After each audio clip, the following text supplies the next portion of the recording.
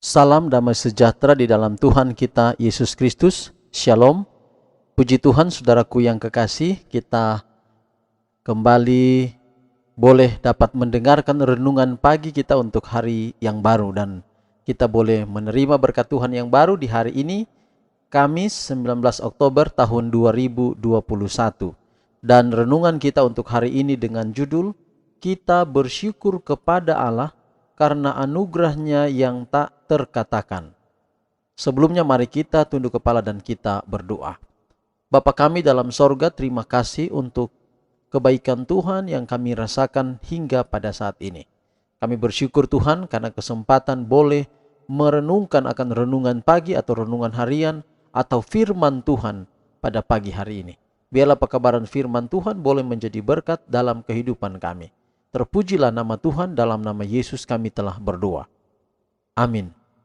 Saudaraku yang kekasih, puji Tuhan kita sudah ada di hari Kamis 19 Oktober 19 2021 dan renungan pagi kita untuk hari ini dengan judul Kita bersyukur kepada Allah karena anugerahnya yang tak terkatakan.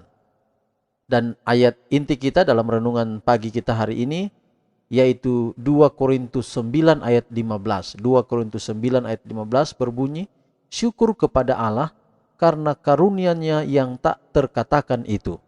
Sekali lagi, syukur kepada Allah karena karunia-Nya yang tak terkatakan itu. 2 Korintus 9 ayat 15. Betapa mengerikan catatan yang harus dipenuhi umat manusia di hari terakhir. Karena sebagian besar manusia telah menolak persembahan yang tak ternilai, yang tak terbanding harganya. Menolak karunia termahal yang dapat diberikan Tuhan kepada dunia. Melalui karunia Kristus yang tak ternilai, semua berkat kita datang. Kehidupan, kesehatan, teman, akal budi, kebahagiaan kita miliki melalui jasa Kristus.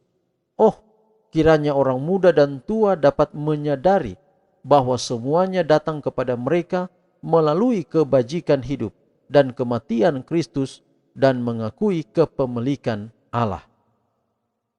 Rasul menulis, kamu bukan milikmu sendiri.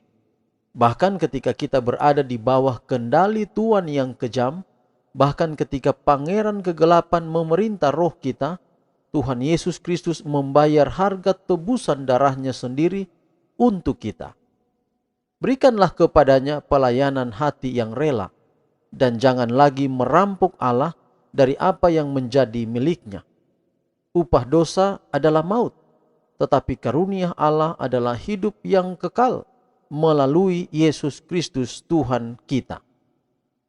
Melalui firman-Nya yang kudus, melalui pemeliharaannya dan melalui pekabaran-pekabaran yang dikirimkan kepadamu oleh para hamba-Nya, Yesus setiap hari berkata kepadamu, lihat aku berdiri di muka pintu dan mengetuk. Jikalau ada orang yang mendengar suaraku dan membukakan pintu, aku akan masuk mendapatkannya, dan aku akan makan bersama-sama dengan dia, dan ia bersama-sama dengan aku. Yesus telah memberikan hidupnya, memberikan seluruh hidupnya yang berharga bagimu, agar engkau dapat mengambil bagian dalam kodrat ilahi setelah lolos dari keadaan yang korup di dunia melalui nafsu. Sebab itu serahkanlah dirimu kepadanya sebagai jaminan kasih yang bersyukur. Kalau bukan karena kasih yang diberikan Kristus kepada kita secara cuma-cuma, kita sekarang sudah putus asa. Di tengah kegelapan rohani, bersyukurlah kepada Tuhan setiap hari karena Dia telah memberikan Yesus kepada kita. Pikiran bahwa Kristus mati supaya kita mendapatkan karunia kehidupan kekal sudah cukup untuk memunculkan rasa syukur yang paling tulus dan sungguh-sungguh dari hati kita, serta pujian yang paling antusias dari bibir kita. Saudaraku, kita sering melihat gambar Yesus berdiri di depan pintu dan mengetuk. Pertanyaannya adalah, Yesus berarti berada di mana? Yesus berarti berada di luar atau berada di dalam? Atau Yesus tadinya di dalam kemudian dia keluar. Dalam gambaran itu bahwa Yesus berada di luar. Keputusan untuk Yesus bisa masuk ke dalam bukan pada Yesus, tetapi pada kita. Ketika pintu hati kita diketuk oleh Yesus, keputusan itu ada pada kita. Apakah kita dapat mempersilakan Yesus masuk atau tidak?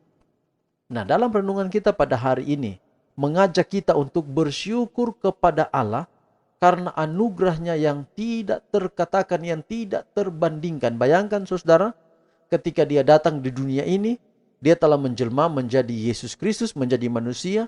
Lalu kemudian dia datang mengetuk pintu hati kita. Lalu kemudian kita membiarkan ketukan pintu itu berbunyi terus menerus. Bahkan sampai hilang bunyinya, kita tidak menyambut dia datang, dia masuk ke dalam kehidupan kita, maka itu sangatlah rugi.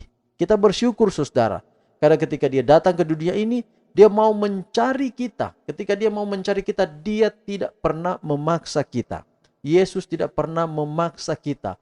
Karunia Allah tidak pernah memaksa kita. Yohanes 3:16 berkata, karena begitu besar kasih Allah akan dunia ini, sehingga ia telah mengurniakan anaknya yang tunggal, supaya barang siapa yang percaya. Barang siapa di sini bukan satu orang, bukan satu kelompok, bukan satu suku, bukan satu bahasa. Tetapi kata barang siapa ini universal atau luas sekali. Barang siapa itu berarti kepada semua orang janji karunia itu. Tetapi di situ katakan barang siapa yang percaya kepadanya. Kata barang siapa kepada semua orang. Tetapi menyangkut percaya kepada Yesus mungkin tidak akan semua orang. Ada orang yang tidak mau menerima Yesus. Tetapi panggilan kepada kita pada saat ini, apakah kita percaya pada Yesus? Kita menerima anugerah karunia daripada Allah melalui Yesus Kristus, melalui kematiannya, melalui pengorbanannya di kayu salib kepada kita atau tidak? Kalau kita menerimanya, maka hari ini kita telah menerima Yesus masuk di dalam hati kita. Hari ini mungkin saudara punya beban. Beban itu adalah beban kehidupan setiap hari.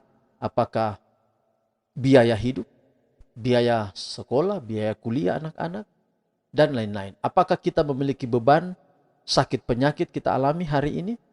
Maka pada pagi hari ini, melalui renungan ini, saya sebagai hamba Tuhan ingin mendoakan saudara. Kalau saudara punya beban hari ini, sebelum melangkahkan kaki ke tengah-tengah kehidupan kita yang penuh tantangan, mari kita bawa hidup kita kepada Tuhan.